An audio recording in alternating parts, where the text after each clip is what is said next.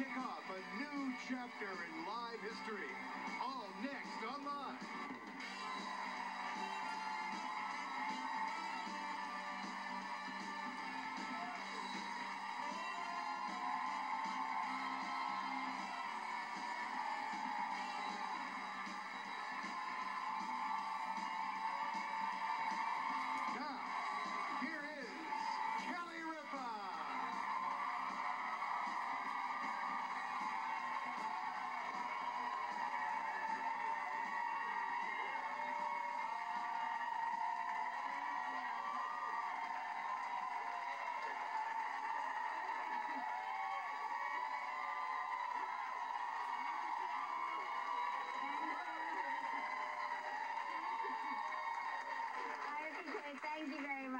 Thank you very much. Oh my gosh, that was so abrupt. Oh, thank you.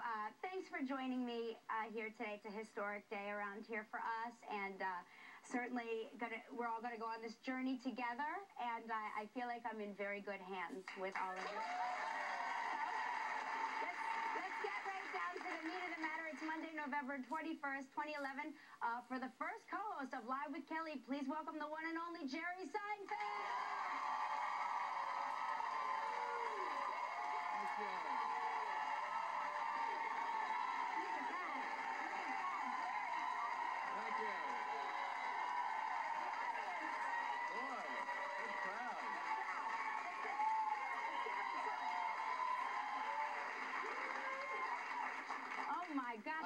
You guys are going to be exhausted. My God. This is a little television moment here, isn't it? We are having a television moment. And before we start, I would like to say, I don't know if Regis is watching, I hope he is, but I would like to salute him one more time for building this empire. Yes. This is his legacy, and we really did, I think on Friday, I thought about Friday's show all weekend long. I don't know about any of you, but I just thought it was a beautiful tribute to him and everything that he established for us here.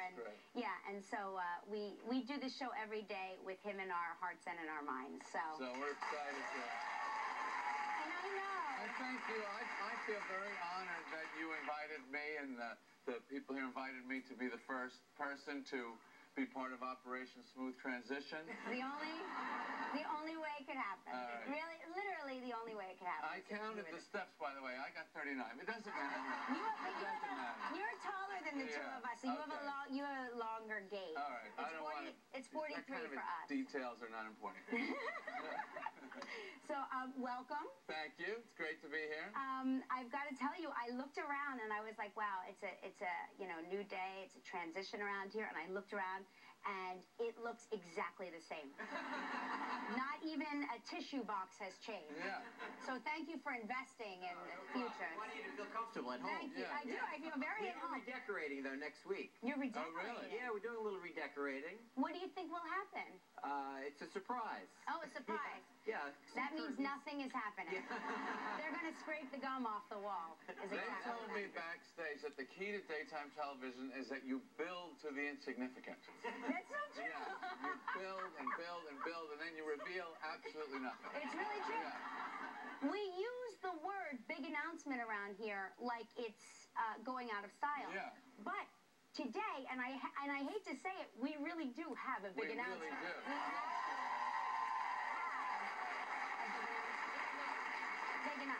Big enough. So we were discussing because we've only had 9 months to think about it, where I should sit, and that's a big thing. People have been weighing in on Twitter as to where I should sit. Oh, the tweeters. The tweeters. You're on Twitter. Oh yeah. What are you? Jerry Seinfeld. Oh. You used to be something else. I used to be Sign Time. Sign Time. Because that's Chris Rock's nickname for me. Right. But then I changed it to my own name because people weren't sure if it was really me. Oh. But I enjoy tweeting. I don't tweet that much. Yes. I remember a time when people were embarrassed that a tweet would come out of them. Really? Yeah. They used to say, excuse me, I believe I just tweeted.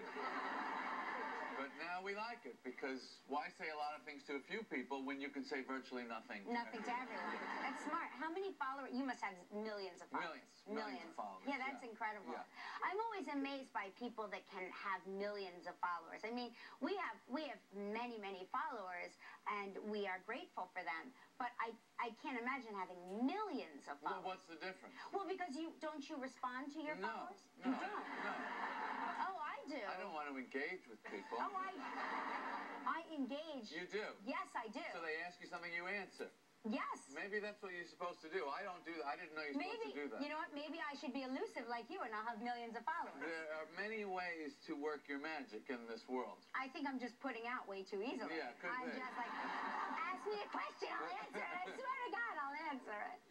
But there was somebody on Twitter who makes me laugh every day, and the name is 5_times_the density. Okay, that's the name of this person on The Twitter. density. The density. And it is so funny because the tweet they sent me was, oh, it's right over here. Let me just see. It says, This is your old yeah, chair. this is my old chair. So old habits. I know the new show will be great. If not, so what? Who cares? You can act like a man. So this is a person impersonating me and my stupid bits that I do on the see. show. It's very funny, right? And what's this other one? This is somebody from Danelle Heron who says, I should begin today's show with singing All By Myself. You have no idea how funny that is, because I'm the world's worst singer. So these are people who are devotees of the show that know that I cannot sing, and I impersonate Joy Behar. So how did you feel last night? Before going to sleep, thinking, gee, tomorrow's going to be a whole different life for me. I thought that I would have that moment. I would utilize that opportunity for myself. But instead, I had to take Joaquin to the doctor because he has strep throat. Oh, God. So that was, so it was typical. It was just like any other Sunday. Right. So it was Right. filled with antibiotics and pastina. Right. Yeah. But I think that's good to not think about it too much. Just do it. Yeah. Right? Absolutely. Obviously, we're not prepared. Well, we have a new dog. That was my night last night. We have a new puppy. I heard about this, Jose. Jose is our new dachshund puppy. So you have a dachshund named Jose. We have a dachshund named Jose. All right, that's an Yeah. interesting name for a dachshund. Yeah, well, he's named after Jose Reyes, the Mets shortstop. Of course. Who we think, yeah, we love him. And it looks like he's probably not going to be with the Mets next year, so we thought, let's have another, we'll make our own Jose. Right. So at least we can still say Jose.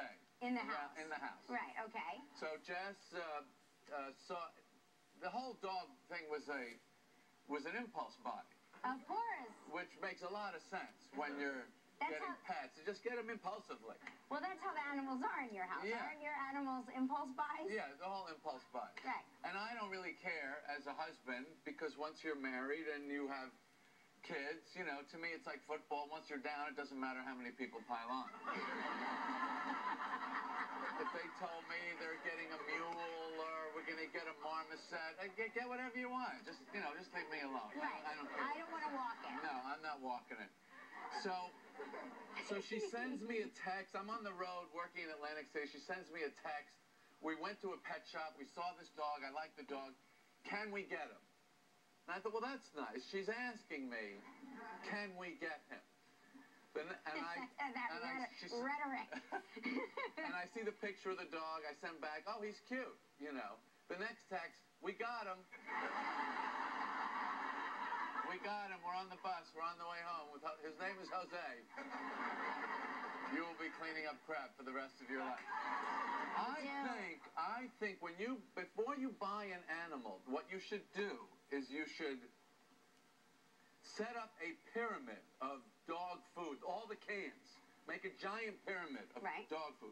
Then on the other side, a giant pyramid of dog do.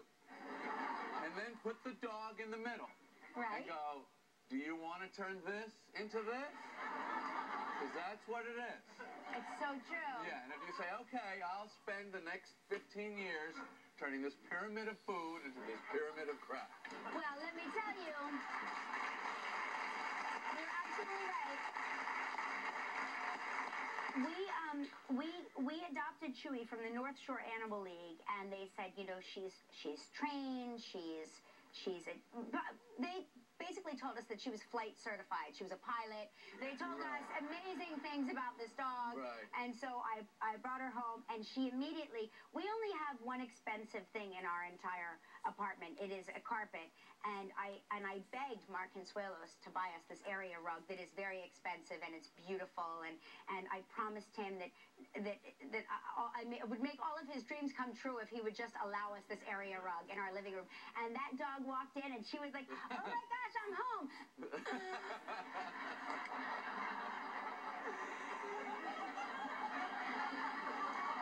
Boy, it was a big one. Still going. Okay. And I said to myself, really? Yeah. In front of Daddy? Yeah. He goes, look, you see what your dog just did? Yeah. When dogs go to the bathroom, they always have that look on their face of, this is humiliating. Yeah. You know, can I get a little wall of something? They're just like, really? Is this it? You know, Well, and you look at them, yeah, that's it. Go ahead. We built our dog, and because we have like a terrace space in New York City. It's very nice to have an outdoor space because you can let your dog go outside. So we built her a little outhouse. It's covered from the elements because she doesn't like to get rained on, and it has fresh grass, a piece of sod that we changed because she doesn't like fake turf. So she was living. By the way, I'm always like, you were in the system, okay? You were living in the system. I rescued you. Now you're like, I couldn't possibly go on I couldn't get my paws wet. Fiddle-dee-dee. So you have real